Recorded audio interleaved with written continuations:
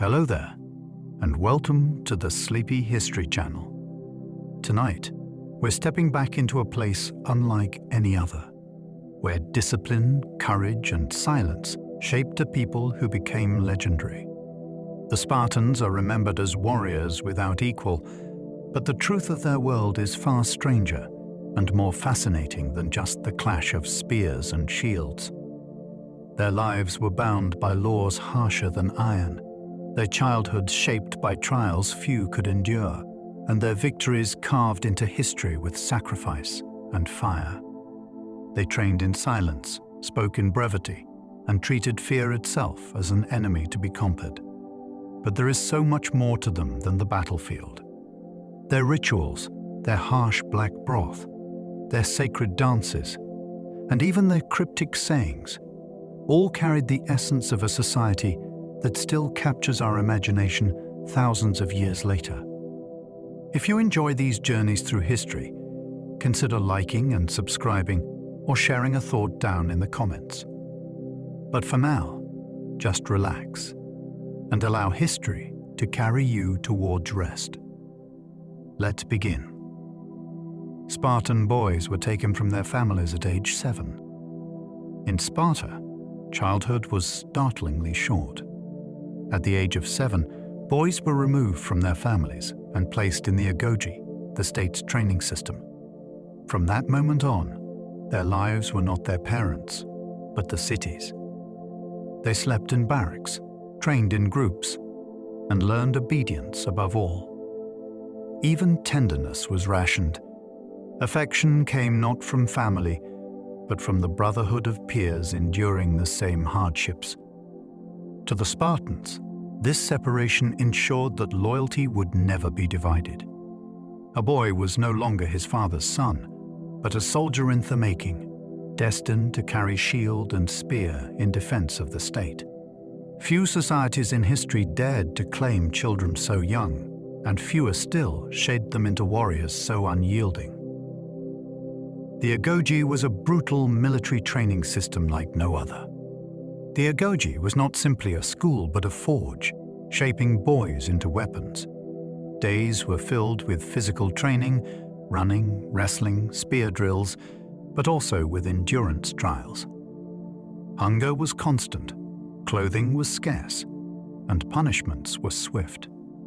Boys were deliberately underfed to toughen them and to force them to rely on cunning to survive. They were taught to endure pain without crying out, to stand in silence under punishment, and to obey commands without hesitation.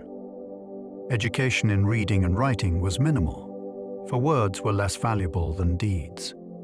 The entire system was designed not to produce balanced citizens, but hardened warriors. In its severity, the agoge has few parallels in world history, a society's youth shaped almost entirely for war. Spartans were taught to steal, but punished if caught. A curious paradox of Spartan training was theft. Boys in the agoge were encouraged to steal food when their rations proved too meager. It wasn't considered wrong to take from others. What mattered was the skill of doing it undetected. If a boy succeeded, he was praised for his cleverness. If he was caught, however, the punishment was severe. Not because stealing was a crime, but because failing at it was shameful. This strange rule forced boys to become resourceful, sly, and daring, qualities valuable in war, where survival sometimes depended on cunning rather than strength.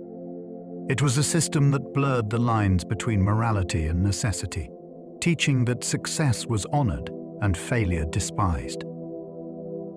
They trained barefoot to harden their bodies. Spartan boys were not given shoes, even in the cold of winter. They trained barefoot, running across rocky ground and rough earth until their feet were toughened like leather. The idea was simple.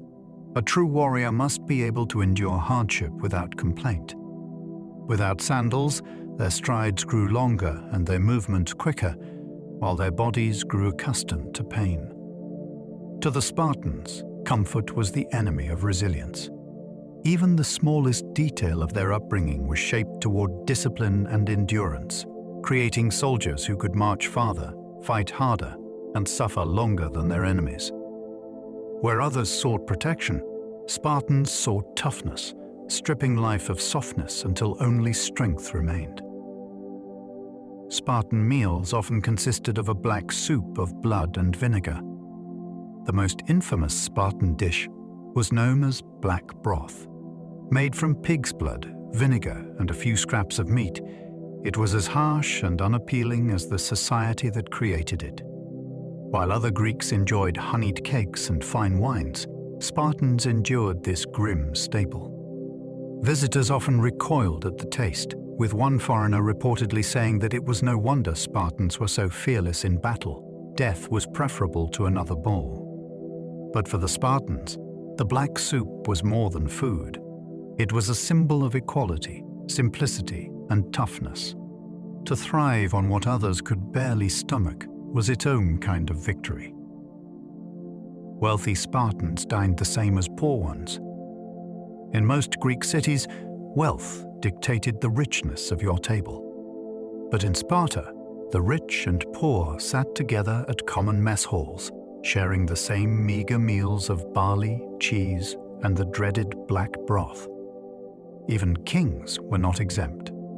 This communal dining was called the syssitia, and every man was required to contribute a portion of food from his land.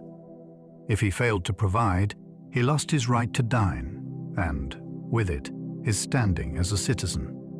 The simplicity of the meals erased wealth distinctions, binding warriors together in shared austerity. The message was clear: no one was above the collective, not even the most powerful. Helots vastly outnumbered Spartans and lived in fear of them. The Helots, Sparta's enslaved population, outnumbered the Spartans many times over. Some estimates suggest 7 to 1.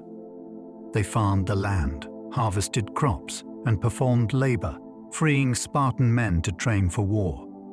Yet this imbalance was a constant source of fear. The Helots despised their masters, and uprisings were frequent. Spartans lived in dread that their servants might unite and overthrow them. This ever-present threat shaped Spartan society into a fortress of vigilance. The warrior class became not only defenders of the state against foreign enemies, but oppressors within their own borders, ruling through intimidation and strict control. Spartans declared war on their own slaves every year. To keep Helots in check, Spartans did something astonishing. Every year, the Ephors, Sparta's leaders, formally declared war on them. This ritual allowed Spartans to kill Helots without committing religious offense, since murder within one's own city was otherwise forbidden. It was a chilling reminder of the imbalance at the heart of Spartan society. Young warriors were sometimes tasked with hunting Helots at night during their training. These grim practices ensured terror kept the Helots subdued, but it also revealed the deep fear the Spartans carried beneath their iron discipline. Few societies in history institutionalized such measures against their own labor force. Spartan women enjoyed more freedom than most in Greece. Unlike women in Athens, who lived secluded lives, Spartan women could own land, speak in public, and train in athletics. They were expected to be strong, for strong mothers would bear strong sons. Women ran, wrestled, and threw the discus alongside one another, building bodies as formidable as their spirits. They also managed estates while men were at war, giving them influence and independence rare in the ancient world. Their boldness startled other Greeks, who often criticized Spartan women as shamers. Yet within Sparta, they were honored as essential pillars of society, guardians of its future warriors. They trained in running, wrestling, and throwing the discus. Spartan girls and women were trained in physical exercises normally reserved for men in other Greek cities. They ran long distances, wrestled, and hurled the discus with skill and power. The reasoning was both practical and ideological. Healthy women produced healthy children. But athletics also gave Spartan women a sense of strength and freedom that shocked outsiders. They competed openly, sometimes even unclothed, and were unafraid to match their skill against one another. This physical culture made Spartan women unique in Greece, admired and envied for their vitality and boldness. Spartan mothers told their sons to return with their shield or on it. Few sayings capture the Spartan spirit more than the words of their mothers. Return with your shield, or on it. The shield was not just a personal weapon, it protected the phalanx, the wall of men standing shoulder to shoulder. To lose it meant endangering your comrades. Spartan mothers did not weep when their sons marched to war. Instead, they demanded courage. If their sons died in battle, they considered it an honorable end. But if they returned alive without their shield, it was a disgrace that shamed the entire family. This expectation reveals the uncompromising nature of Spartan values, where even parental love was bound to the code of honor. It wasn't simply about survival, it was about upholding the collective above the individual, no matter the cost. Women owned up to 40% of Spartan land. In the rigid world of Sparta, women had an unusual degree of economic power. By inheritance and by managing estates while men were away at war, Spartan women came to own vast amounts of land, in some accounts as much as 40% of the total. This shocked other Greeks, who were accustomed to women being excluded from property ownership. It meant that women in Sparta could wield quiet but profound influence over the wealth and stability of the state. Critics accused Spartan women of being too powerful, too outspoken, and too free with their wealth. But within Sparta, their authority was tolerated, even respected. In a society where men spent their lives in war, women's control of property ensured that the economic foundations of Sparta did not collapse. It was a balance found almost nowhere else in ancient Greece. Marriage rituals involved kidnapping the bride. Spartan marriages were unusual, even unsettling by Greek standards. The ritual often involved a form of kidnapping. The young bride would have her head shaved, be dressed in men's clothing, and be taken away by her groom. This symbolic act was meant to prepare her for her role in a society focused on warriors. Afterward, husbands and wives lived apart, with the groom secretly visiting his wife at night until he reached 30. This strange custom may have heightened desire and strengthened the bond between them, but it also reflected the Spartan preference for austerity and secrecy. Even love and marriage were stripped of softness, bound instead to ritual, discipline, and the greater demands of the state. Few other cultures treated the union of man and woman in such a stark, almost military fashion. Spartan husbands lived in barracks until age 30. Even after marriage, Spartan men were not permitted to live with their wives. Until the age of 30, they were bound to the barracks, sleeping alongside their fellow soldiers and eating at communal mess halls. Nights spent with their wives had to be stolen in secrecy.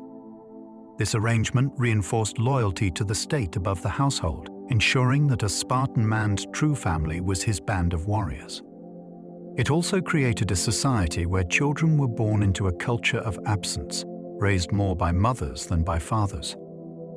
Only after 30 could a man live at home, yet even then, his obligations to military service and communal life remained heavy.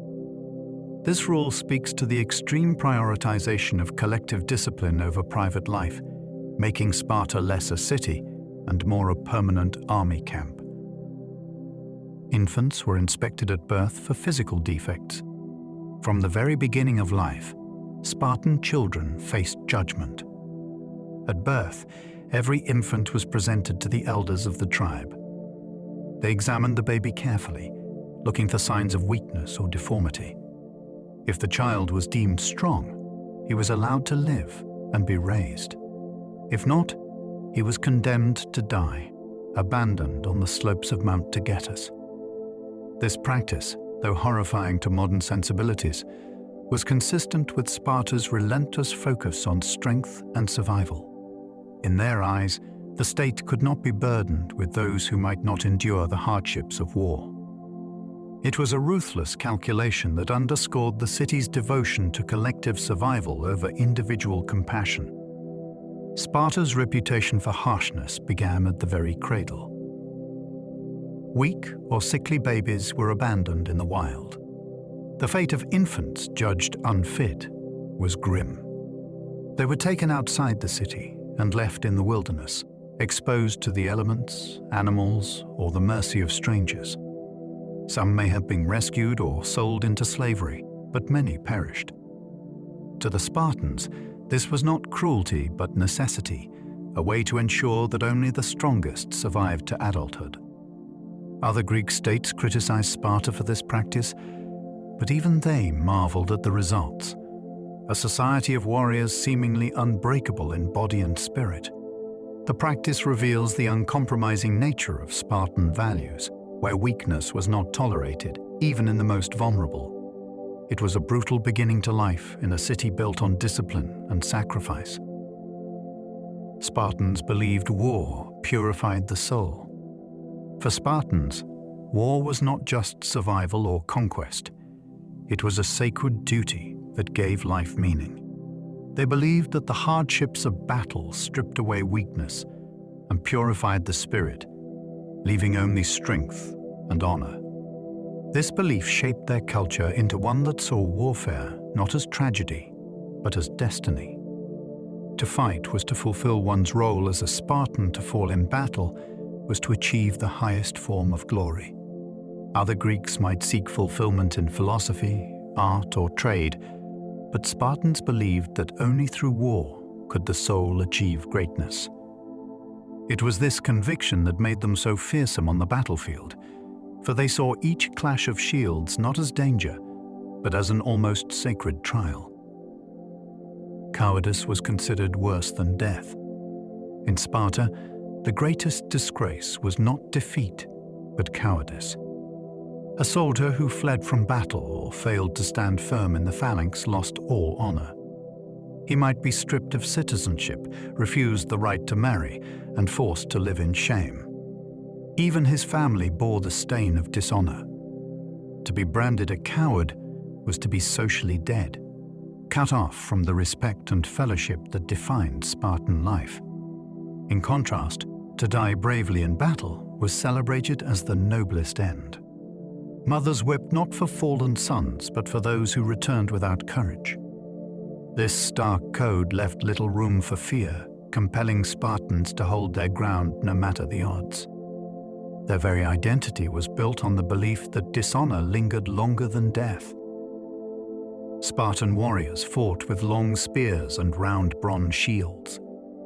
The Spartan hoplite was armed with weapons that made him both versatile and formidable. His main weapon was the doru, a long spear about 7 to 9 feet in length, tipped with iron and balanced by a bronze butte spike. In close combat, he carried a short sword as backup. Most important of all was the aspis, a heavy round shield made of wood and bronze. It was large enough to cover the warrior's left side and overlap with the man beside him, creating a wall of shields. In the phalanx formation, these weapons combined to make a force nearly impossible to break. The sight of gleaming shields, red cloaks, and spears bristling in unison struck fear into their enemies. It was discipline, not just equipment, that made Spartans the most feared warriors in Greece. The red cloak was meant to hide blood in battle. Spartan warriors marched into battle wearing bright crimson cloaks. The color was not chosen for beauty, but for psychology. Red symbolized courage and aggression, but it also concealed wounds. Enemies could not easily tell whether a Spartan was bleeding, which added to the impression of invincibility. At the same time, The uniformity of red created a sea of color that made the phalanx appear more terrifying and united. Other Greeks admired the simplicity of this choice, which contrasted with the more decorative armor of rival city-states. For the Spartans, the cloak became a symbol of their ethos: simple, practical, and terrifyingly effective. To wear it was not just to dress for war, but to embody the very spirit of Sparta's unyielding resolve. Spartans wore their hair long as a mark of pride. In Sparta, a warrior's hair was more than just appearance. It was a symbol of maturity and honor.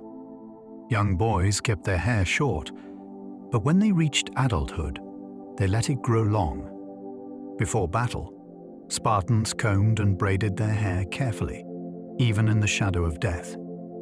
To outsiders, this seemed strange, but to Spartans, grooming was a ritual of confidence. Long hair showed that they were free men, not slaves, and that they valued courage over vanity.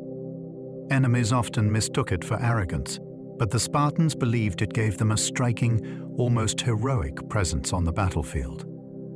Their long hair became a quiet, proud emblem of their identity, a reminder that even in a life of harsh discipline, symbols of pride and freedom mattered deeply. They preferred silence and few words, giving rise to the term laconic. Spartans were famous for their brevity of speech. They valued actions over words, and when they did speak, it was often with cutting sharpness. This reputation gave rise to the term laconic, derived from Laconia, the region where Sparta was located. A laconic reply was short, direct, and often devastatingly clever. When Philip of Macedon threatened Sparta with invasion, their entire reply was a single word: if. These curt responses revealed both wit and confidence, showing that Spartans needed no long speeches to intimidate. Silence was considered a form of strength, and restraint in language was seen as a mark of discipline equal to restraint in battle. Their minimalist approach to words became as legendary as their discipline in war, shaping a legacy that endures in language even today. A single Spartan king once led against Persia at Thermopylae. At Thermopylae in 480 BCE, King Leonidas led 300 Spartans and several thousand Greek allies against the vast Persian army of King Xerxes. Leonidas stood at the narrow pass with his chosen warriors, determined to hold back the tide. Though only one of Sparta's 2 kings was present, Leonidas' leadership became immortal. He chose his men carefully, selecting those with living sons to ensure their family lines would continue if they fell. Though their numbers were small, their courage was immense. The battle became a legend, not because they won, but because they resisted overwhelming odds with unshakable resolve. Leonidas' sacrifice turned Thermopylae into one of history's most famous last stands, a story retold for centuries as a symbol of defiance against impossible power. Spartans fought with no walls around their city. Their soldiers were the walls. Unlike most Greek cities, Sparta refused to build defensive walls around its territory. When asked why, a Spartan general supposedly pointed to his men and said, "These are Sparta's walls." The belief was simple. If they ever relied on stone defenses, they had already grown weak. Instead, Sparta trusted its warriors to repel invaders. This philosophy set them apart from their neighbors, who surrounded themselves with strong fortifications. To the Spartans, strength resided not in stone, but in the discipline and courage of their citizens. For centuries, this approach worked. Their enemies hesitated to challenge the unbreakable phalanx. The image of a city without walls, defended only by flesh and steel, remains one of the most striking testaments to their warrior culture. The ephors ruled alongside the dual kings. Sparta's government was unique in Greece. 2 kings ruled at once, one from each royal family, but their power was not absolute. 5 officials called ephors were elected annually to oversee the kings and manage daily affairs. These ephors could even bring kings to trial, ensuring no single ruler grew too powerful.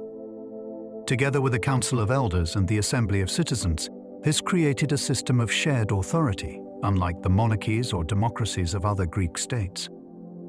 The ephors represented balance, keeping kings focused on war while managing law, religion, and diplomacy.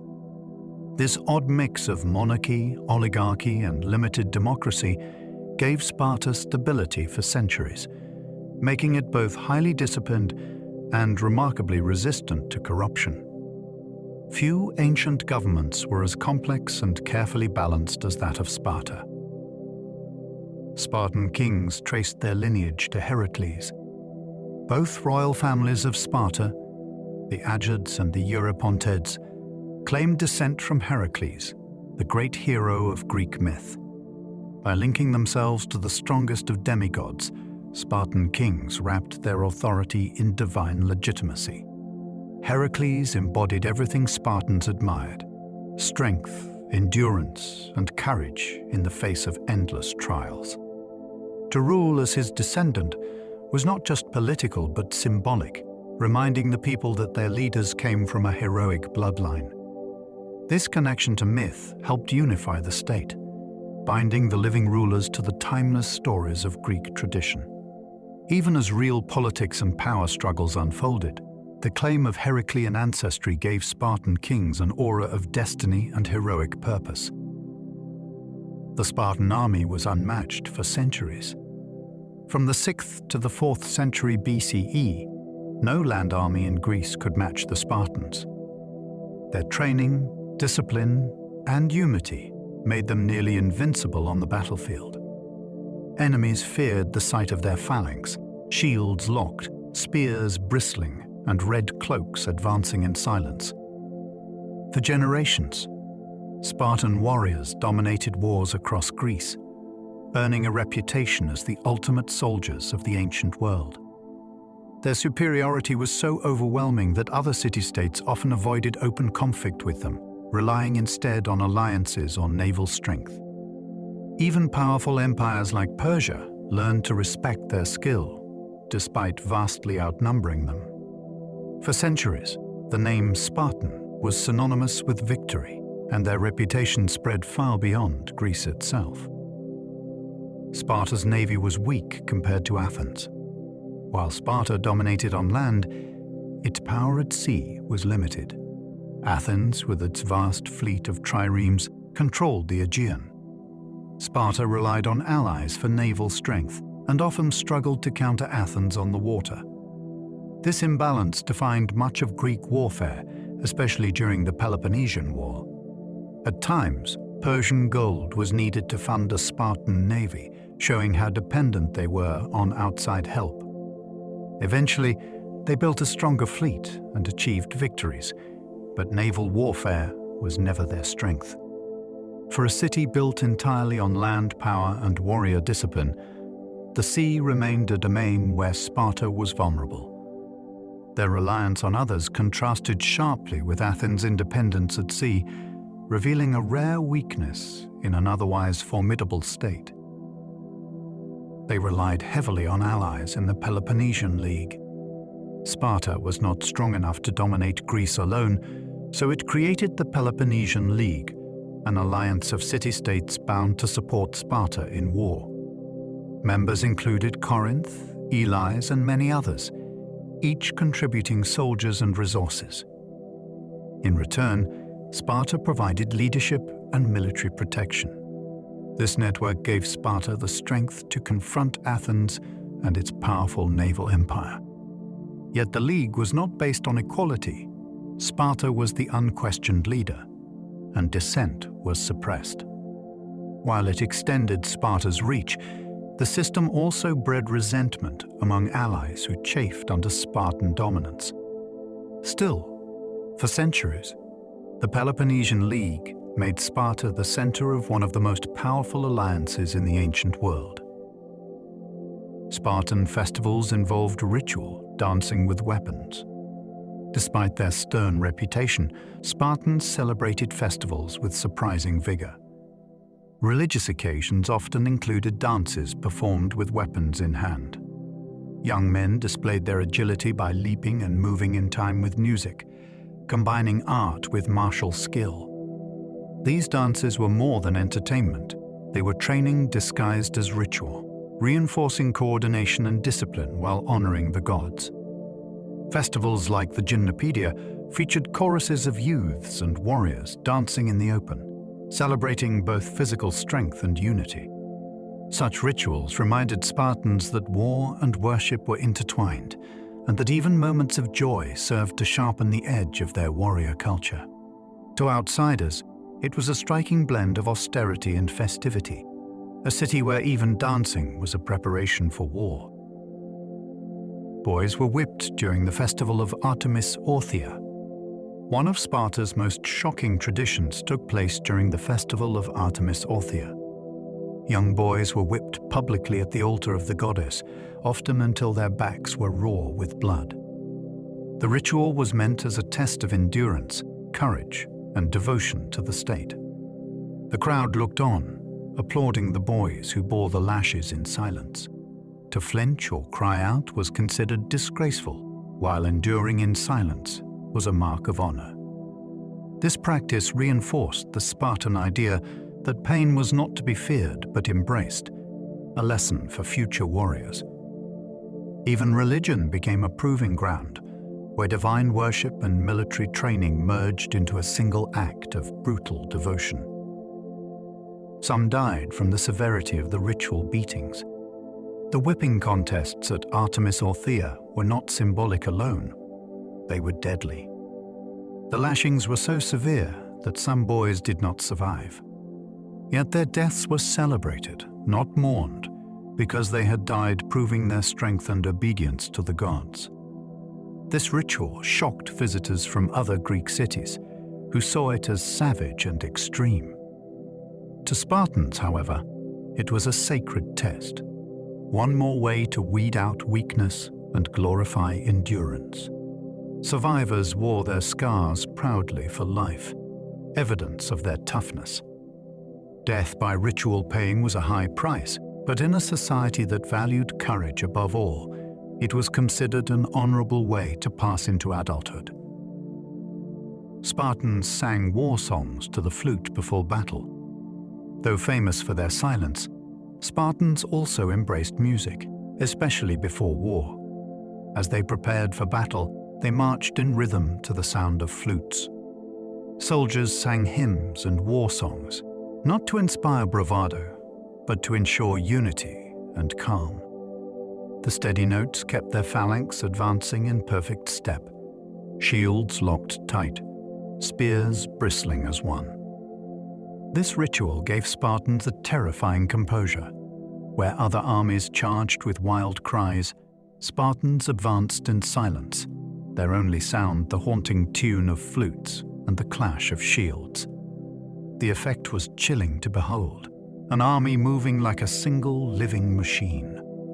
Music, discipline, and faith fused together, making their advance as orderly as it was unstoppable. The phalanx formation was perfected by Spartan soldiers. The phalanx was the backbone of Greek warfare, and Sparta perfected it. In this formation, hoplites stood shoulder to shoulder, each man's shield protecting his own body and the warrior beside him. Spears thrust outward in unison, creating a bristling wall of death. The strength of the phalanx was discipline. If one man faltered, the formation weakened. Spartans trained so relentlessly that their phalanx held firm even under enormous pressure. Enemies often broke upon it, like waves against stone. For centuries, this method of fighting made Sparta invincible in land battles. More than any single weapon, it was the cohesion of the phalanx that gave Sparta its fearsome reputation, a living wall of bronze and courage that few dared challenge directly. Shields were considered more important than swords. A Spartan warrior's shield, or aspis, was valued above all other weapons.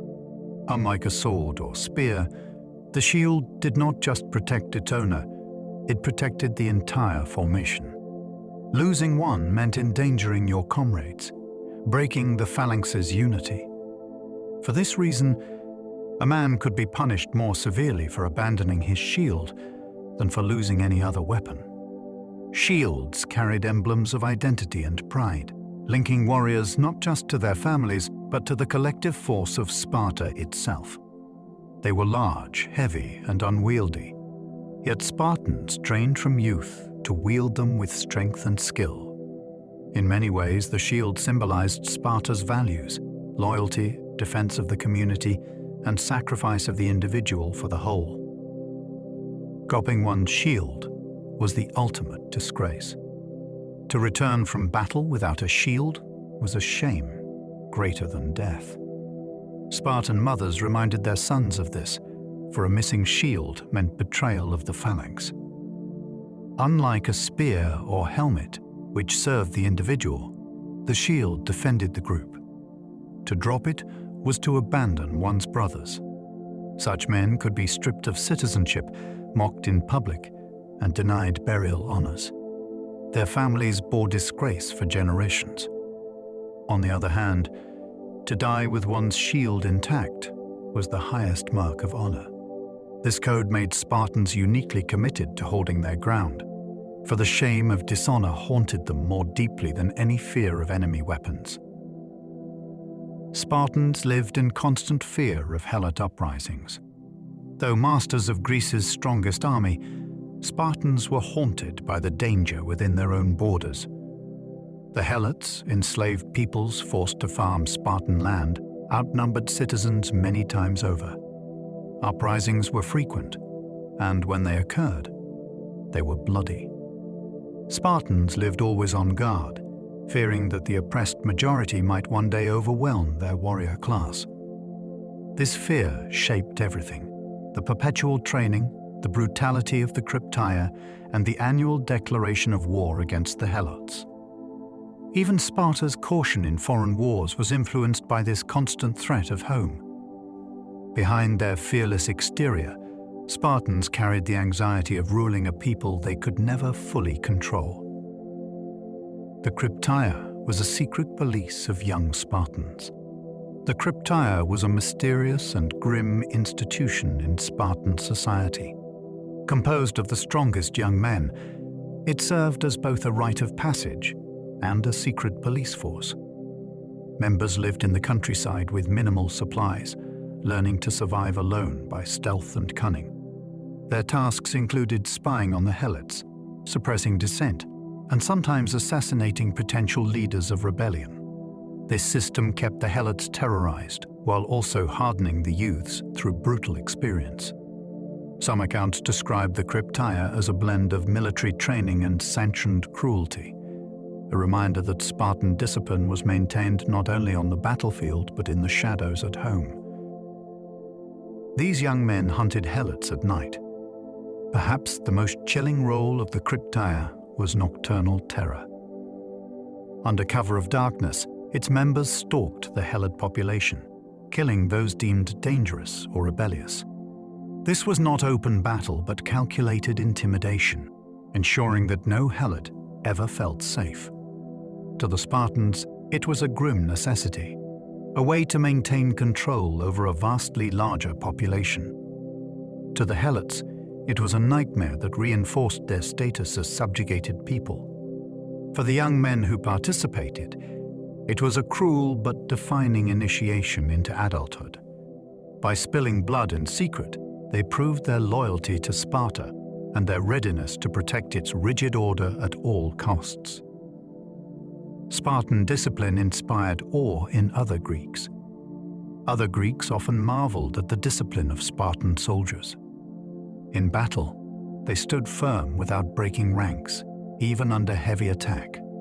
Their silence, their uniformity, and their calm composure struck allies and enemies alike with admiration and fear. While Athenians prided themselves on freedom and creativity, Spartans prided themselves on obedience and unity. Stories of their discipline spread across Greece, inspiring legends and respect even from rivals. To many, Spartans seemed almost inhuman, men who placed the collective so far above themselves that they appeared more like a single body than individuals. Their reputation for order and control became as much a weapon as their spears and shields. Spartans discouraged trade and luxury. While Athens thrived on commerce, philosophy, and fine living, Sparta turned away from such pursuits. Trade was discouraged, luxury frowned upon, and wealth treated as a dangerous distraction from discipline. Foreign merchants rarely found a welcome in the city, for Spartans feared that luxuries would weaken their iron resolve. Instead, they prized equality and self-control, with even the wealthy eating the same plain meals as the poor. This rejection of excess gave rise to the word Spartan, now meaning austere and simple. Where other cities flaunted beauty and riches, Sparta sought strength through restraint. To live without indulgence was to prove loyalty to the state and show mastery over desire. Their philosophy of simplicity ensured a society stripped of softness, built instead upon toughness and duty. Iron bars were used as currency instead of silver or gold. To further discourage luxury and greed, Sparta deliberately made wealth inconvenient. Instead of silver or gold coins, they used heavy iron bars as currency. These bars were cumbersome to carry and nearly worthless outside Sparta. By design, they made hoarding wealth impractical and trade unappealing. Other Greeks laughed at the system, but for Spartans, it was a safeguard against corruption. No one could easily bribe officials or grow rich through commerce. The very inconvenience of the currency symbolized Sparta's values: equality, simplicity, and suspicion of luxury. While Athens built markets of shining coins, Sparta bound its citizens to iron, reminding them daily that wealth was to be scorned and discipline cherished above all. They banned foreign travel to prevent corruption.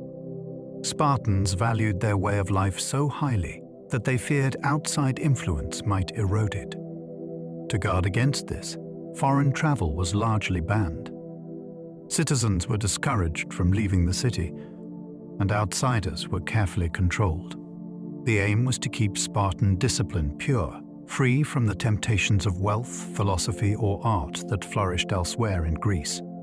By closing themselves off, Spartans created a world sealed against change. This insularity preserved their unique system for centuries, but also limited their ability to adapt when the world around them shifted. In their pursuit of purity, they built walls of custom stronger than any fortress. For generations, those walls held firm, though at great cost to the richness of their culture. Sparta remained suspicious of outsiders. Foreigners who entered Sparta were met with suspicion. While other Greek cities welcomed merchants, artists, and philosophers, Spartans saw them as threats. Visitors were tightly monitored, and long stays were discouraged. This suspicion stemmed from fear that new ideas would weaken discipline or tempt Spartans toward luxury. The city was closed, almost secretive, its laws and customs protected from outside eyes.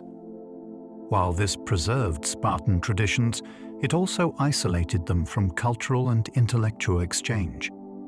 In a world where ideas flowed freely between Athens, Corinth, and other cities, Sparta stood apart, guarded and wary. Their mistrust was both their strength and their weakness, protecting them from corruption but leaving them rigid in the face of change. Music and dance were still highly valued in Sparta. Despite their reputation for austerity, Spartans deeply valued music and dance.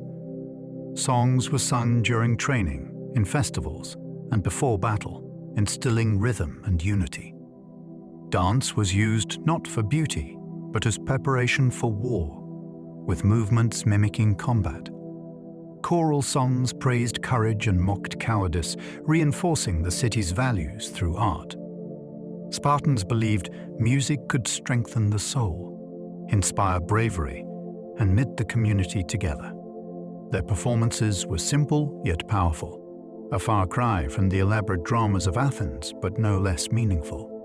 Even in their harsh world, Spartans recognized that discipline of the body required harmony of the spirit. Music and dance gave voice to their values, transforming their austere life into something more enduring than silence and steel alone. Spartans admired simplicity and self-control above all. The highest virtues in Sparta were simplicity and self-control. A Spartan citizen was expected to live plainly, eat modestly, and speak sparingly. Extravagance in dress or behavior was frowned upon, as it suggested weakness of character. The ability to endure hardship without complaint, to control desire, and to remain steadfast under pressure was praised above cleverness or wealth. This admiration for restraint shaped their laws, their customs, and even their language. Spartan children were taught early that silence and discipline were nobler than chatter or indulgence. In this way, the entire city became a living embodiment of self-control, a society that defined greatness not by what one possessed, but by what one could live without.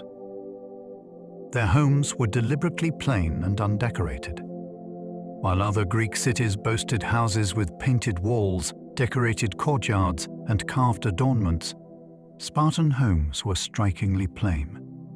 Decoration was considered unnecessary, even dangerous, as it encouraged vanity. The simplicity of their homes reflected the simplicity of their values: function over beauty, strength over comfort. Archaeologists have found little evidence of elaborate Spartan architecture compared to their neighbors. The home was not meant to display wealth or status, but to provide shelter for citizens whose true lives were lived in barracks, training grounds, and battlefields. Even private spaces were stripped of luxury, reminding Spartans that their duty was to the collective, not to personal indulgence. Even their speech was clipped and minimal. Spartan speech matched their austere lifestyle. Words were used sparingly, and long explanations were discouraged.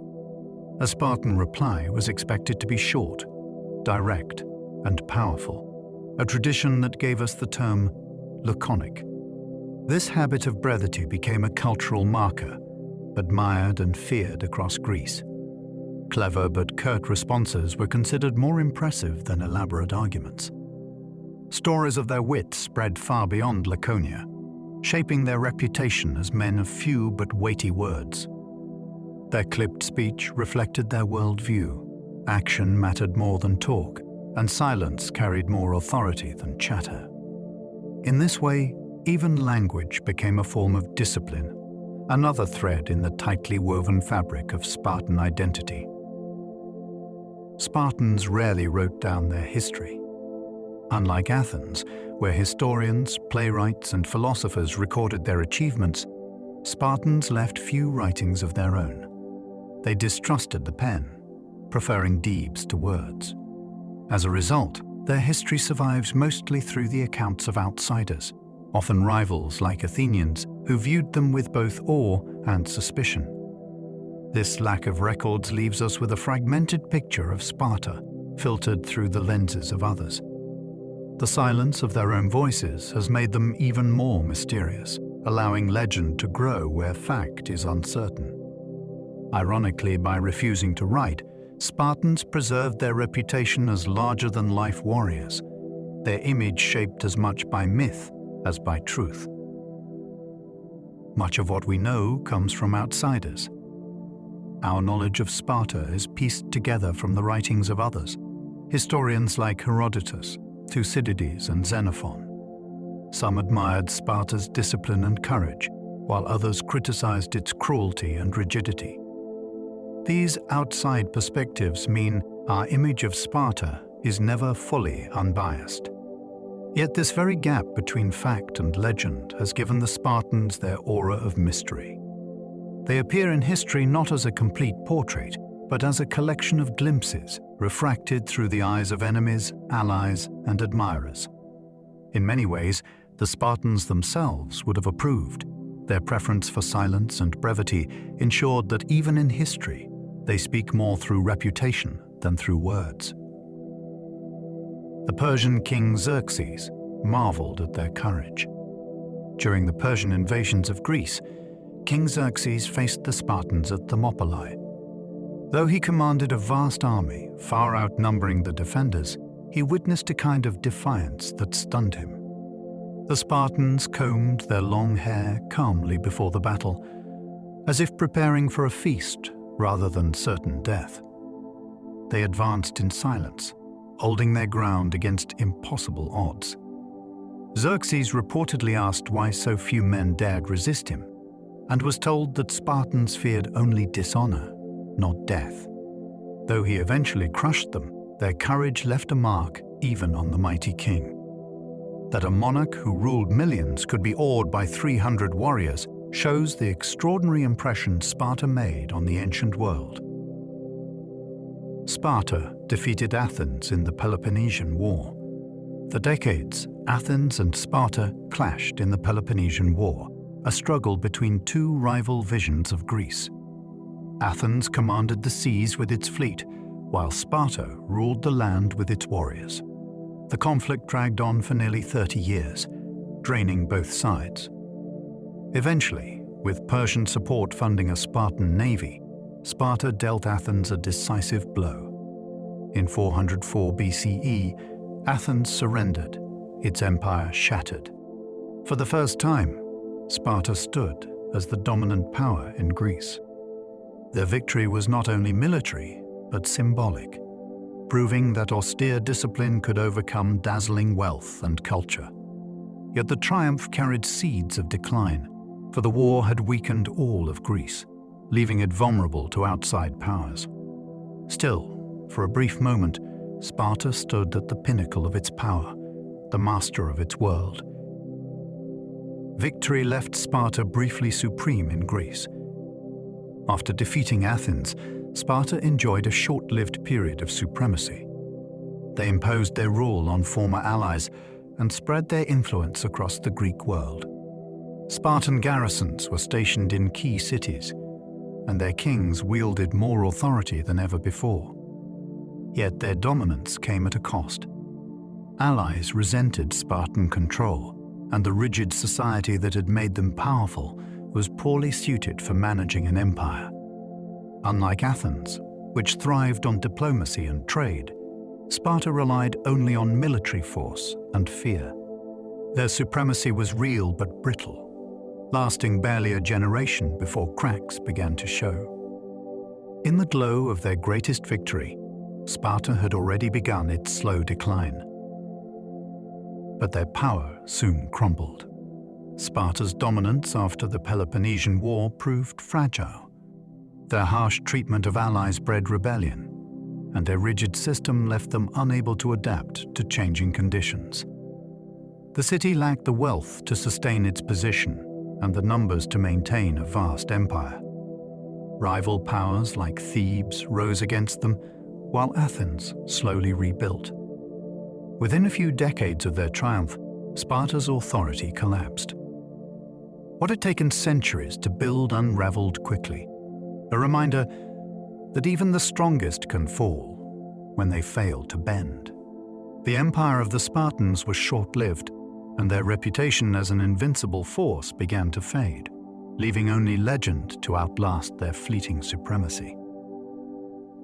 Sparta refused to rebuild its walls even after defeats. Even when Sparta's fortunes declined and enemies threatened their land, they refused to build defensive walls. For centuries they had claimed that their soldiers were their walls, and they would not abandon that principle, even in weakness. This stubbornness impressed some, but doomed them in the long run. Other cities could recover behind fortifications, but Sparta remained exposed, relying only on the courage of fewer and fewer warriors.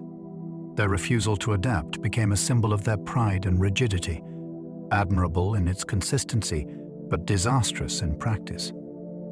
In clinging to tradition, they allowed practicality to slip away, leaving themselves vulnerable to rivals who embraced change. Thebes shattered Spartan dominance at the Battle of Leuctra. In 371 BCE, Sparta suffered a crushing defeat at Leuctra against the army of Thebes, led by the brilliant general Epaminondas. For the first time in centuries, the Spartan phalanx was broken. The Thebans used innovative tactics, concentrating their forces on one wing and overwhelming the Spartans' elite warriors. The loss was catastrophic. Hundreds of Spartan citizens died, and their aura of invincibility was destroyed forever. After Leuctra, Sparta could no longer claim to be the unchallenged power of Greece. The defeat marked a turning point, reducing them from the terror of Greece to just another struggling city-state.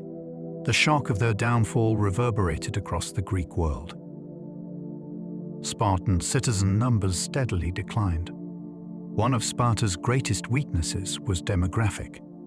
The number of true Spartan citizens, those with full rights and training, was always limited, and over time, it shrank drastically. War deaths, strict citizenship requirements, and unequal land distribution all reduced their numbers. By the 4th century BCE, only a few thousand Spartans remained. Without enough men to fill the ranks of the phalanx, Sparta's military dominance waned. Their rigid refusal to adapt or grant wider citizenship left them unable to replenish their strength. In the end, the greatest warrior society in Greece was undone not by foreign invasion, but by the slow erosion of its own population. Only a few thousand true Spartans remained by later centuries. By the Hellenistic period, the once mighty Spartan population had dwindled alarmingly. Estimates suggest that fewer than 2,000 true Spartans remained at times, a shadow of the tens of thousands who had once dominated Greece. Though their name still carried weight, the reality was decline. They could no longer field the great armies of old, nor project power beyond their borders. The emptying ranks of their citizens revealed the fragility of their system, too rigid to adapt, too proud to reform. The sight of a once terrifying power reduced to a handful of warriors became a cautionary tale throughout the ancient world. Alexander the Great once mocked them in a famous letter. When Alexander the Great conquered Greece, he sent a message to Sparta. "If I enter Laconia, I will destroy you, never to rise again." It was a threat designed to terrify, for Alexander's power was unmatched. But the Spartans, true to their laconic style, replied with a single word. Their defiance was not measured in armies but in wit, a reminder that they feared no man, not even the most powerful conqueror in history. This exchange became legendary, showing that even in decline, Sparta's reputation for sharp brevity endured. Their words alone carried the force of their warrior spirit. Sparta replied with a single word, "if." The Spartan reply to Alexander's threat has become one of the most famous examples of laconic speech in history. Their entire response consisted of a single word, "if." With that, they dismissed his threat entirely, as though the greatest conqueror in the world were nothing more than a possibility. It was the perfect expression of Spartan pride, short, sharp, and fearless. Though Alexander never invaded Sparta, the exchange immortalized their reputation for unshakable confidence. It showed that even when their power had waned, their identity remained intact. Few words in history have carried such weight, proving that sometimes silence, or almost silence, speaks the loudest. Spartans admired brevity even in diplomacy. For Spartans, words were weapons, and the fewer, the sharper. In diplomacy, they became legendary for their short, cutting replies. While other Greek states sent long embassies filled with speeches and persuasion, the Spartans responded with a single sentence, sometimes even a single word. This habit reflected not arrogance alone, but a belief that clarity and confidence needed no excess. Their brevity unsettled allies and rivals alike, for it revealed a self-assurance that made further debate unnecessary. To speak in a Spartan way was to strike with precision, leaving no doubt about their position. Even centuries later, the laconic style was praised by philosophers and generals alike as the language of men who valued strength above rhetoric. Their diplomacy became as feared as their spears, sharp, swift, and unforgettable. They rarely surrendered in battle. To a Spartan, surrender was unthinkable. Even when surrounded, outnumbered, or facing certain death, they were expected to fight on. Stories of Spartans fighting to the last man became common across Greece.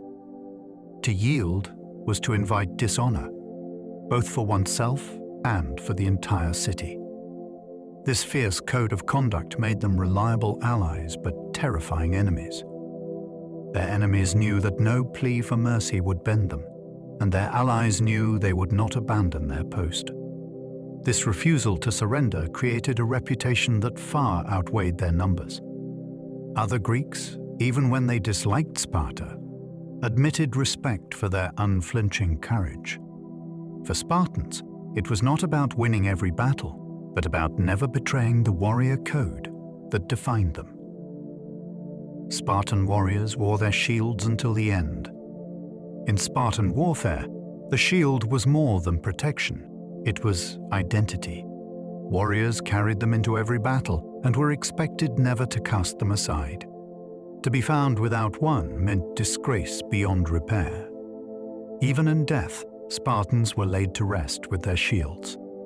This tradition emphasized that the shield did not belong to one man alone, but to the phalanx, the entire wall of soldiers.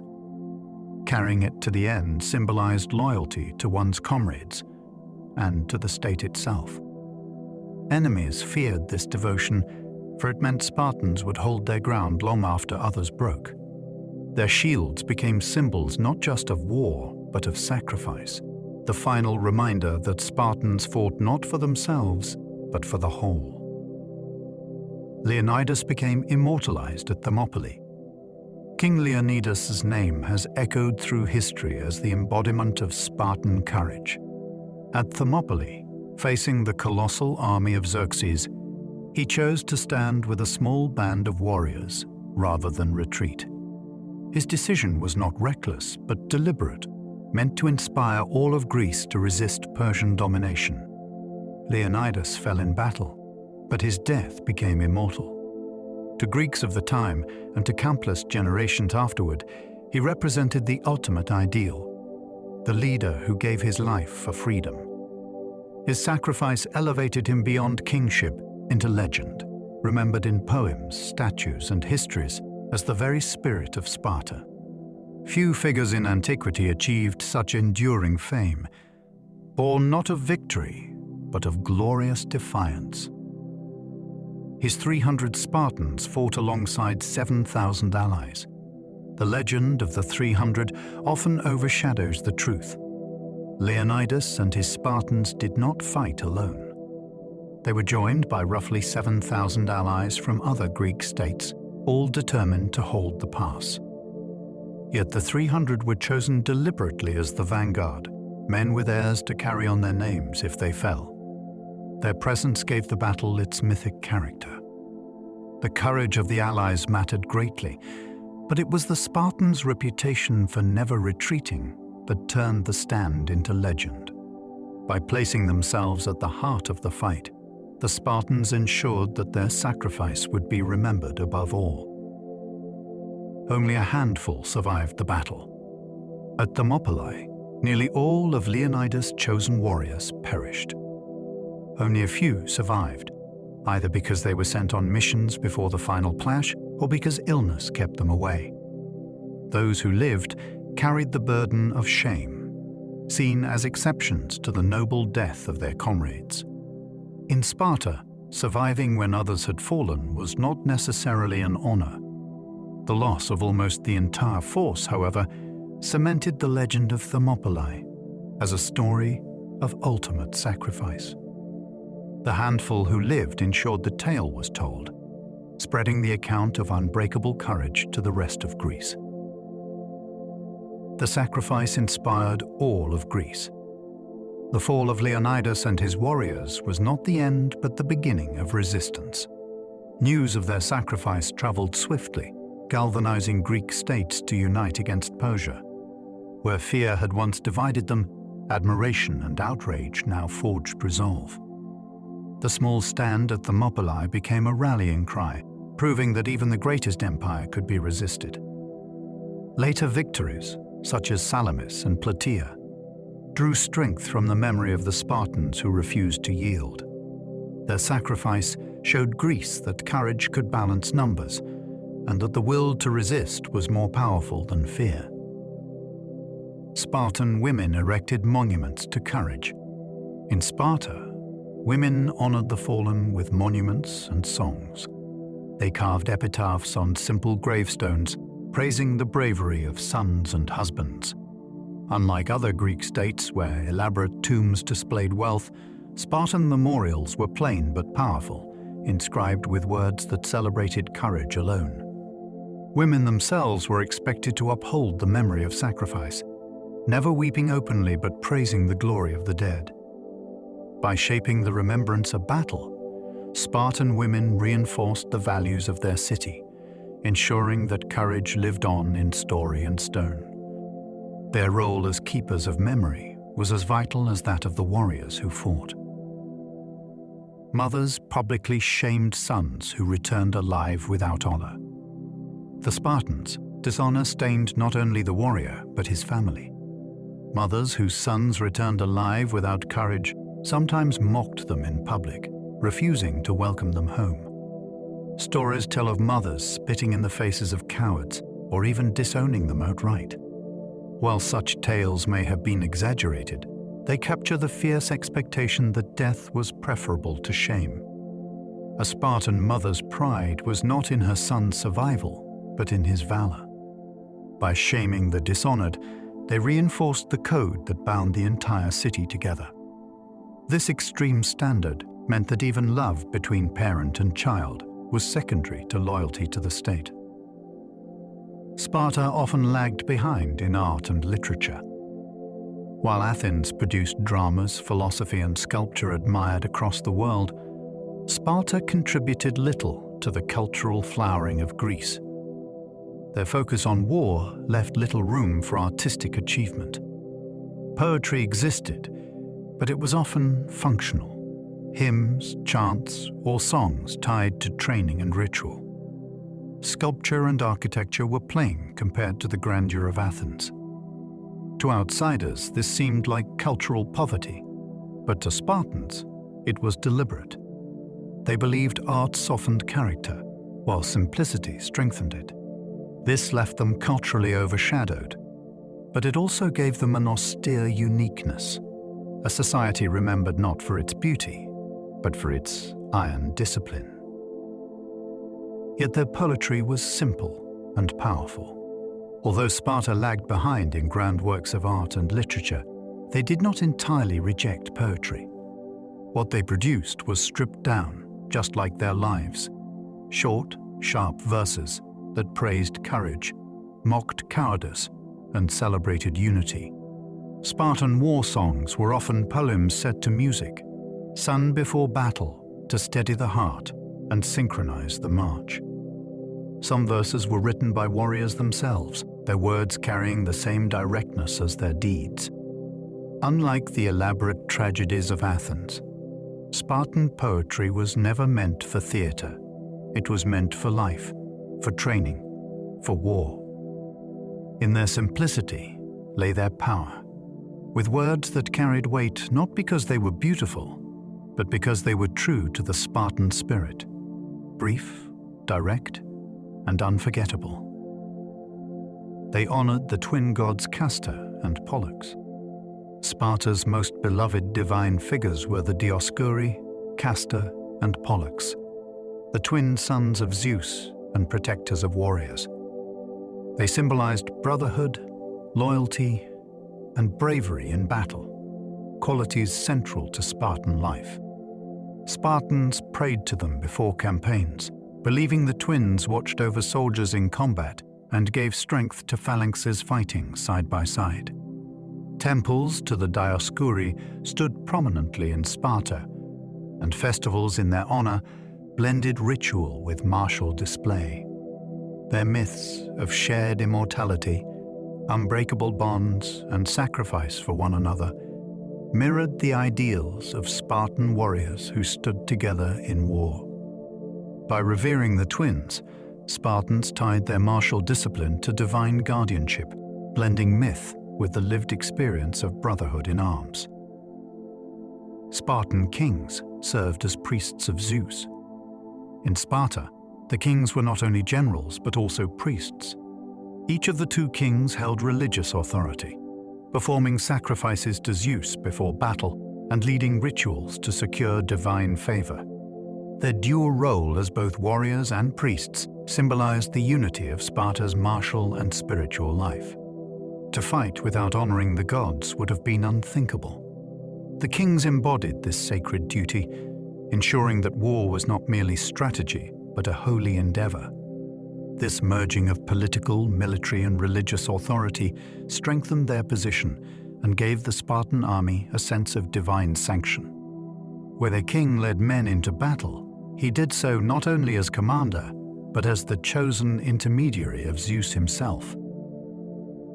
They consulted the Oracle of Delphi before wars. Like many Greek states, Sparta placed great faith in the Oracle of Delphi, where the priestess Pythia spoke on behalf of Apollo. Before major wars, Spartan leaders sent delegations to seek guidance. The words of the oracle often influenced their decisions, sometimes urging caution, sometimes inspiring boldness. For example, before the Persian invasion, the oracle prophesied that either a Spartan king must die or the city would fall, a prediction fulfilled by Leonidas at Thermopylae. These consultations revealed how even Sparta, with all its military might, believed that victory required divine approval. War was not fought by steel alone, but by fate, interpreted through the cryptic words of Apollo's priestess. Spartans marched to war in religious silence. When Spartan armies left their city, they did so not with noisy fanfare, but with solemn silence. Marching in ordered ranks, accompanied by flutes and hymns, they turned war into a ritual as much as a strategy. Silence was seen as a form of discipline, proof that they feared nothing and obeyed completely. It was also a mark of respect to the gods, as though the march itself was a procession in their honor. To outsiders, this eerie quietness was unsettling, for it contrasted with the shouts and cries of other Greek armies. In stillness and rhythm, the Spartans carried an aura of inevitability, their silence speaking louder than any battle cry could. They sacrificed animals before every campaign. Before setting out to war, Spartans always sought divine favor through sacrifice. Animals, often goats or sheep, were offered to the gods, their entrails examined for omens. If the signs were unfavorable, they might delay their march until the gods were appeased. These rituals reinforced the idea that war was not only human struggle, but also spiritual alignment. Soldiers marched believing the gods themselves walked beside them, their spears blessed and their shields sanctified. The act of sacrifice united the army in faith and reminded them that courage came not only from training, but also from divine will. In a society that saw war as sacred duty, such rituals bound the martial and the spiritual into a single, unbreakable whole. War was considered sacred duty. For Sparta, war was not simply politics by other means. It was the highest calling of citizenship. Every male citizen was expected to train for it, live for it, and, if necessary, die for it. Fighting was seen as a sacred responsibility to the city, the gods, and one's ancestors. It was through war that Spartans proved their worth and fulfilled their role in society. Unlike in Athens, where debate and philosophy shaped identity, in Sparta, duty in battle defined existence. This belief made war not only inevitable but also honorable. To refuse it was to deny the essence of being Spartan. To embrace it was to touch the divine, for war itself was seen as purification, a crucible in which courage burned away all weakness. Sparta produced Olympic champions in running and wrestling. Sparta's devotion to physical excellence made it a powerhouse in the Olympic Games, particularly in running and wrestling. Spartan athletes trained as part of their military regimen, giving them natural advantages in contests that required endurance, strength, and discipline. Victories in the Olympics brought prestige not only to individuals but to the entire city, reinforcing the idea that Sparta bred the strongest bodies in Greece. Their dominance in these events was so respected that their victories became almost expected. Unlike Athens, which excelled in artistic contests, Sparta shone where physical prowess was tested most directly. Their champions stood as proof that the Spartan system, however harsh, produced unmatched athletes. Their women sometimes competed in athletics too. Sparta was unique in allowing women to compete openly in athletics. Girls trained alongside one another in running, wrestling, and discus throwing, developing strong bodies to bear strong children. At festivals, Spartan women could display their athleticism publicly, sometimes even in minimal clothing, shocking outsiders. To other Greeks, this was scandalous. To Spartans, it was essential. Athletic competition gave women pride, independence, and physical resilience. Some even achieved fame as Olympic victors, unusual in a world where women were usually hidden from public life. These displays of strength reinforced the Spartan belief that discipline and physical excellence were not only for men, but for women as well. Spartan society revolved entirely around war. More than any other Greek city, Sparta's entire existence was built around the idea of war. Boys were raised in the agoge, girls trained to be strong mothers. Men lived in barracks until 30, and women managed estates while waiting for their husbands to return from campaigns. Every ritual, from whipping contests to war songs, reinforced discipline and courage. Wealth and trade were scorned, art and philosophy neglected, all in service to martial supremacy. The city was less a home than a training ground, where every citizen played a role in supporting the warrior elite. This singular focus gave Sparta unmatched strength for centuries, but also left it brittle, unable to adapt when its warriors dwindled. In the end, Sparta's devotion to war defined both its greatness and its downfall. The city itself had no walls of marble temples. While Athens dazzled visitors with marble temples like the Parthenon, Sparta presented a very different sight. There were no gleaming monuments, no grand avenues, no theatrical stages. The city itself seemed plain, almost bare.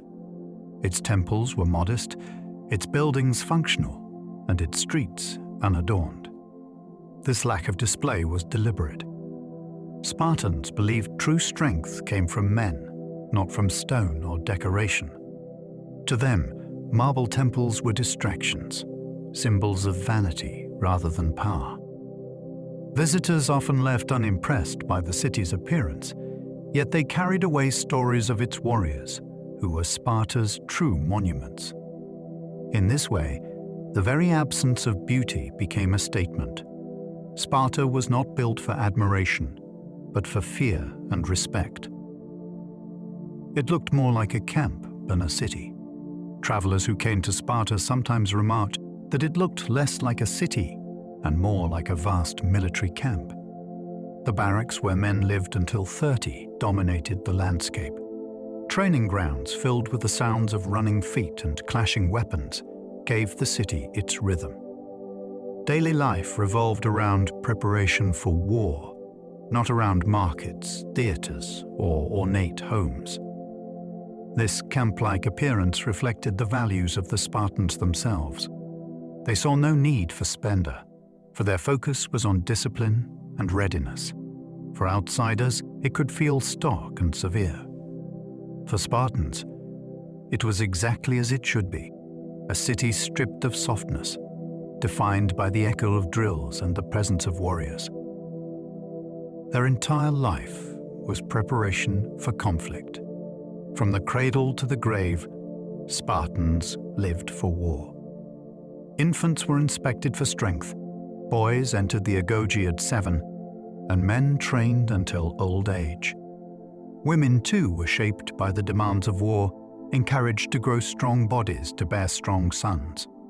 Festivals, meals, and even religious rituals were suffused with martial purpose.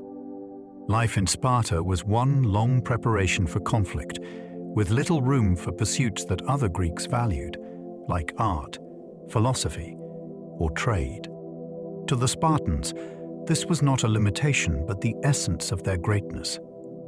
Every day was a rehearsal for the battlefield, every act a contribution to the readiness of the state. This total devotion made them unparalleled warriors, but also bound them to a destiny that left little space for anything else. Spartans were forbidden from working trades. Unlike other Greeks who might farm, craft, or trade, Spartan men were forbidden from working in ordinary occupations. Their duty was solely to train, fight, and maintain readiness for war. Farming and labor were left to the helots, while crafts and trade were handled by outsiders. This freed Spartans to dedicate their lives to the state's military needs. But it also created dependence, for without helots and foreigners, Sparta could not function. By denying themselves the skills of ordinary life, Spartans sharpened their focus on war, but limited their flexibility. They became the ultimate specialists, warriors who knew little beyond combat. Their society thrived on this singular purpose, but also risked collapse if the balance of dependence ever shifted. Helots farmed and labored for them. The helots, an enslaved population, formed the backbone of Spartan society. They farmed the land, tended the crops, and performed the labor that allowed Spartans to devote themselves entirely to war. The relationship was tense and brutal. Helots were forced to surrender much of their harvest, living under constant fear of violence. Uprisings were frequent, and Spartans responded with harsh crackdowns. Yet without helots, the Spartan system could not survive. This dependence created a paradox. The most fearsome warriors in Greece relied on the toil of those they oppressed. Their victories on the battlefield were built upon the silent suffering of the helots at home. It was a balance of power sustained by fear, and it haunted Sparta throughout its history. Spartan men spent their lives in military service. From boyhood until death, the life of a Spartan man was defined by service. He trained in the agoge, lived in the barracks, and marched to war whenever called. Even after 30, when he could live at home, his duty to Sparta continued. Every decision, from marriage to meals, was shaped by the needs of the state. Retirement from active combat did not end responsibility. Older men advised younger warriors and maintained their presence at public meals. In Sparta, there was no profession but soldiering, no higher calling than service. A man's life belonged to the city as much as to himself, a sacrifice accepted from childhood. To be a Spartan was to live and die as part of an army. Even in old age, they trained with younger men. Unlike in other Greek cities, where age brought retreat into politics or leisure, Spartan elders continued training alongside the young. They exercised, sparred, and maintained their physical fitness well into later life. This practice served two purposes: It kept older men strong enough to fight if needed, and it set an example of discipline for the younger generation. Elders who trained were living proof that the Spartan way was lifelong, not just a phase of youth. Their presence on the training fields reminded the young that there was no escape from duty, no slackening of discipline. Age in Sparta was respected, but only if it came with continued strength and commitment. Retired warriors still ate in common mess halls. Even after retiring from active combat, Spartan men remained bound to the communal dining system called the syssitia. Here, groups of about 15 men shared meals of simple fare, including barley, cheese, and the infamous black broth. These gatherings reinforced equality and fellowship, reminding retired warriors that they were still part of the collective. Even kings sat at the same tables as common citizens. To withdraw from the mess hall was unthinkable. It marked exclusion from the community and dishonor. By maintaining this custom into old age, Spartans preserved the bonds of brotherhood across generations, ensuring that even in retirement, the values of unity and simplicity remained central to life. Meals were shared in groups called syssitia. The syssitia was more than just dining. It was a cornerstone of Spartan culture.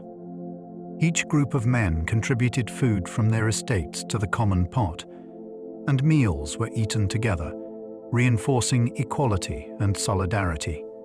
The gatherings included discussion, storytelling, and sometimes singing, all while reinforcing the spirit of comradeship.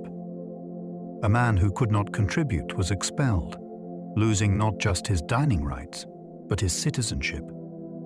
The simplicity of the meals, shared without luxury, reminded everyone that personal wealth was meaningless compared to loyalty to the group.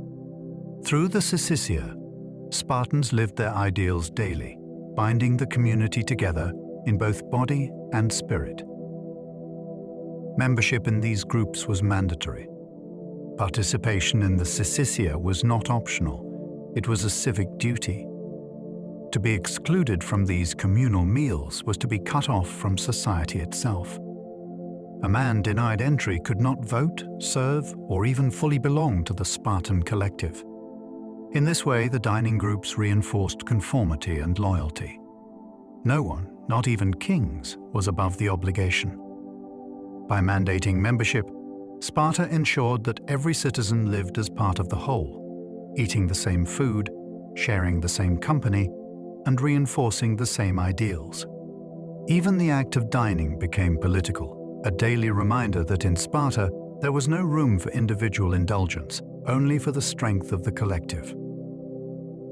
Even kings had to share meals with common soldiers. In most societies, kings dined apart, feasting on delicacies while their subjects ate modestly. But in Sparta, even kings sat shoulder to shoulder with ordinary warriors in the syssitia, the communal mess halls. They ate the same black broth, chewed the same bread, and abided by the same rules as everyone else. This practice emphasized equality and reminded all citizens that leadership did not mean privilege. Kings were warriors first, rulers second, and their place at the table symbolized the unity of Sparta. To eat together was to erase the distinctions of rank, binding the city into a single brotherhood of arms. The image of a king humbly dining with common soldiers captured the essence of Spartan life: discipline, equality, and loyalty to the whole above the individual. A man who couldn't contribute food was expelled. The syssitia demanded more than attendance. Every man had to contribute food from his land. Typically, this meant barley, cheese, figs, and sometimes meat or wine. If a man failed to provide his share, he was expelled from the dining group. This was more than an inconvenience, it stripped him of full citizenship. He lost the right to vote, to participate in communal life, and to stand alongside his fellows as an equal. In a society built entirely on collective duty, exclusion was devastating. It meant dishonor not only for the man, but for his family. The rule ensured that every Spartan remained tied to the land, to responsibility, and to the bonds of brotherhood that defined their city. Expulsion meant loss of honor and community. To be cast out of the Syssitia was one of the harshest punishments in Sparta. It was not simply a matter of missing meals, it meant exile within one's own city. Without the dining group, a man was no longer a full Spartan citizen. He was shamed publicly, avoided by former companions, and stripped of influence. In a culture where belonging was everything, this was a social death. The punishment reinforced the collective values of Sparta, reminding every citizen that the group mattered more than the individual. By threatening exclusion, the city ensured conformity, loyalty, and shared responsibility. In a world where honor was life, expulsion was worse than defeat in battle. Spartans were buried with simple gravestones. In contrast to other Greeks, who often built elaborate tombs, Spartans practiced simplicity even in death. Most citizens were buried with plain stones, marked only with a name. There were no grand monuments, no ornate carvings, no displays of wealth. The only exceptions were warriors who died in battle and women who died in childbirth, both considered to have fulfilled the highest duty to the state. This austerity reflected the Spartan belief that deeds, not monuments, defined a person's worth. In life and in death, Spartans were bound by simplicity, their graves as plain and disciplined as their homes. Only warriors who died in battle received special honors. A Spartan's greatest glory came in death on the battlefield. Those who fell fighting for the city were granted the rare honor of an inscribed gravestone. Their names were preserved not for wealth or lineage, but for courage. This distinction reinforced the city's values. True honor lay in sacrifice for the state. To die in any other way was ordinary. To die in battle was immortal. The simple marker was a badge of eternal respect, reminding future generations that courage, not comfort, was the ultimate measure of a Spartan life. Women who died in childbirth were honored the same way. In Sparta, women shared a unique parallel to warriors. Mothers who died in childbirth received the same honor as men who died in battle. Their gravestones bore inscriptions, a privilege otherwise denied to women.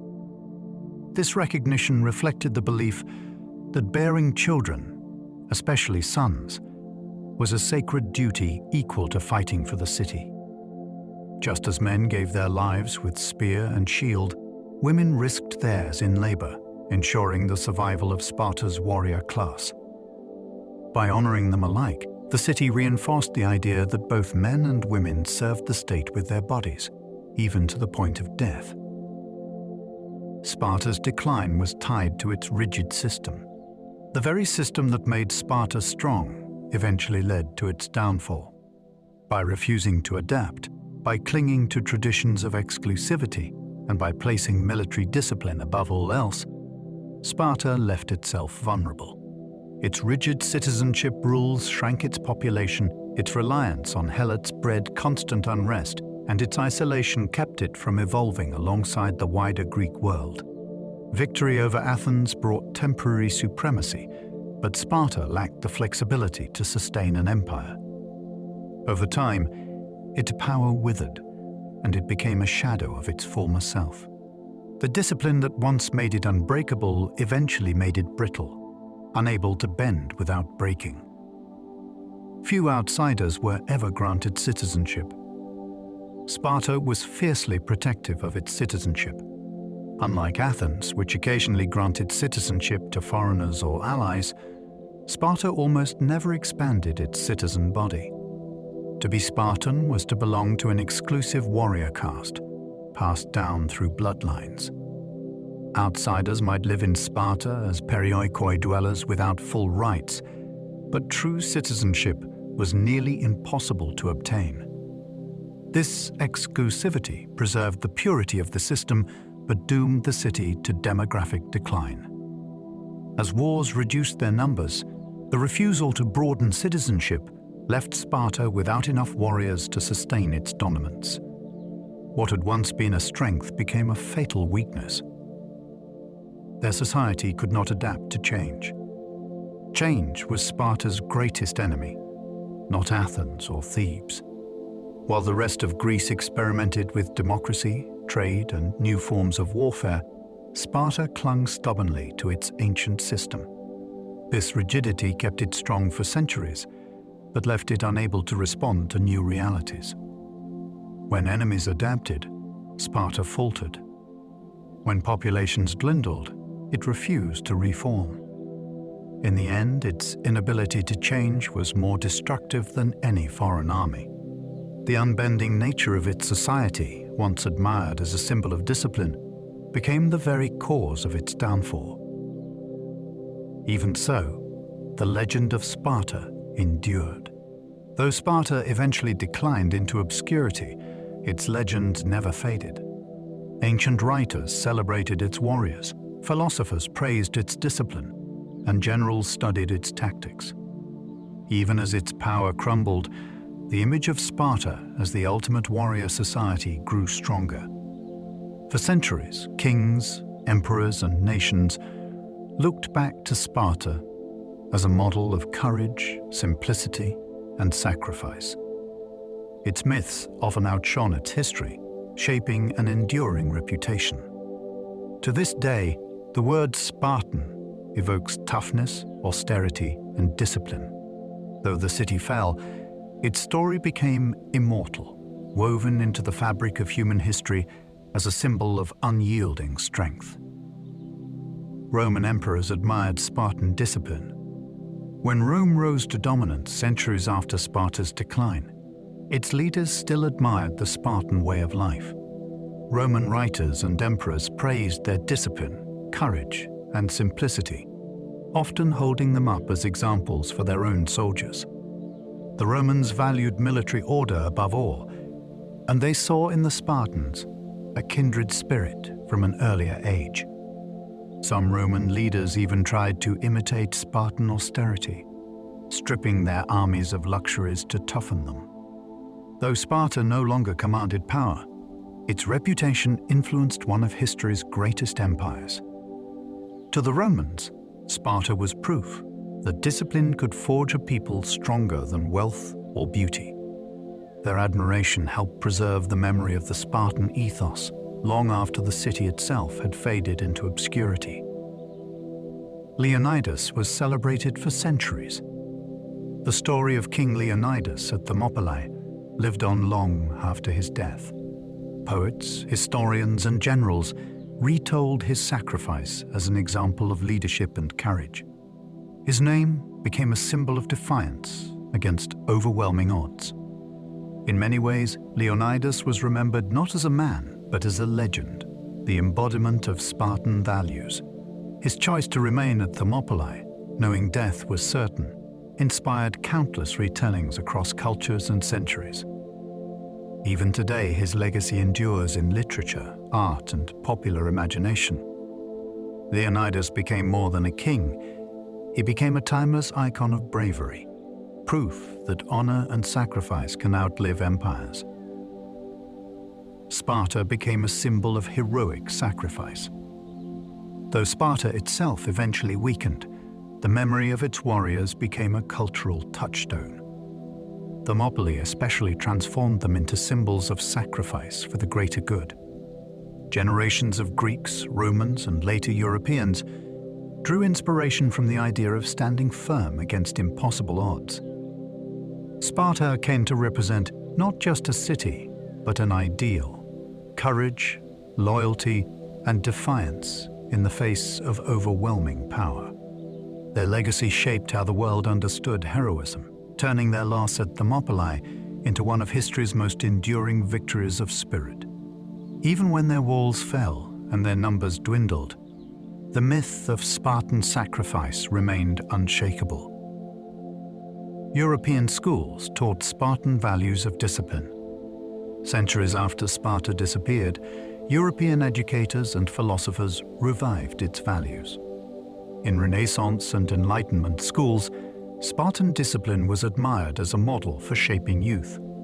Boys were told stories of the agoge, of bravery and silence, of mothers demanding honor above survival. Educators believed these examples could build strong, virtuous citizens. Military academies in particular used Spartan lessons to instill obedience and courage. Though often idealized and simplified, these stories shaped the training of young men across Europe. The Spartans lived on not through armies, but through classrooms. Their discipline turned into lessons for new generations. Renaissance writers praised their courage. During the Renaissance, thinkers and writers rediscovered ancient Greece and Rome. Among the many stories they revived, Sparta stood out for its austerity and bravery. Humanist scholars praised the courage of Leonidas, the simplicity of Spartan law, and the unity of their people. They often contrasted Spartan discipline with the corruption of their own times, urging rulers to emulate the values of the warrior city. These retellings spread the legend of Sparta across Europe, turning its story into a moral example as much as a historical one. The admiration of Renaissance writers ensured that Sparta remained more than a memory. It became a model for courage in an age seeking ideals. Modern armies studied their formations. Even in modern times, generals and military historians have studied the Spartan phalanx.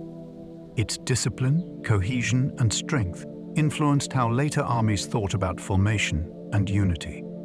The principle of soldiers standing as one, protecting each other with shields and overlapping strength, echoes in military tactics centuries later.